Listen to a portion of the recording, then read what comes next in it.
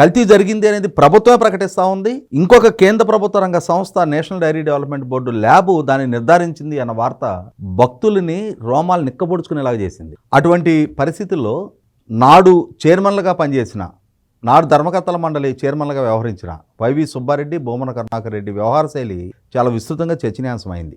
అయినప్పుడు ఆయన మీడియా ముందుకొచ్చి తిరుమల తిరుపతి దేవస్థాన ప్రతిష్ట చంద్రబాబు నాయుడు మంటగలుపుతా ఉన్నాడు, అసలు కల్తీ లాంటి సంఘటనలు నేను చోటు చేసుకోలేదు అక్కడ, మా చిన్నాయన సుబ్బారెడ్డి చిన్నాయన చాలా ఆధ్యాత్మిక చింతన కలిగిన వాడు, ప్రతి సంవత్సరం ఆయన అయ్యప్ప దీక్ష తీసుకుంటాడు, ఆయన సూపర్ స్వామి అని చెప్పాడు. జనరల్గా గురుస్వామి అని వింటాం మనం.